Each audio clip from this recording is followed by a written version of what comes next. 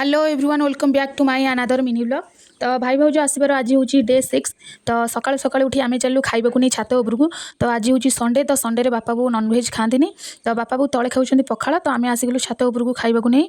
तो खाइबार आज होता चकुली पिठा सांग को मुझे अंडा भुजिया सांग को होता चिकेन, तापर मोटी शाग होता। तो ये भाई खाइबा बोली बो बनई बुढ़ा चकुली। तो जेहेतु चकुली पिठा था तो से बुढ़ा चकुली 2 पीस आनी खाइबा। समस्त खाइबा सरिया पर आम आसलु तलू। तो तलू आस देखु तो बो खाइबा सारी देकर आसिक माछ काटुला। तो कटाकटी सरीगला भाई ये माछ को भल भाव में धोईदेला। तापर माछ धोई सारिया पर आसी चिकेन धोइला। तापर चिकेन रु जी चर्बी बाहरला ताकू नहीं कुकुर को दौला खाइबापी। तापर मुझे चिकेन कषुली पखाड़ खाइबापी। तो चिकेन कषा कषि सरीगला माछ भाजी दे तरकारी करदेली।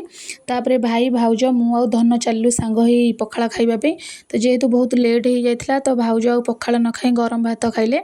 तापर संध्या बेले भाई आनी मोमो जोटा कि आत्मा शांति फास्ट फूड रु भाई आनी। किंतु से मोमोटा आत्मा को एमती अशांति कला जे आमर पूर्वजन्म कथा सब मन पड़गला। तो पूर्वजन्म कथा मन पकई सारी पुणी थे परजन्म को फेरी आसी भात माछ तरकारी खाई शोई पड़ू।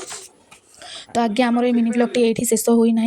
पुणी रात 12 सेलिब्रेशन कलु भाई भाउजंकर 9 मंथ मैरेज एनिवर्सरी। तो एबे मो मिनी ब्लॉग टी शेष हो जाइए। रही नमस्कार। ए मिनी ब्लॉग टी शेष जाए देखि आपण मानक बहुत बहुत धन्यवाद।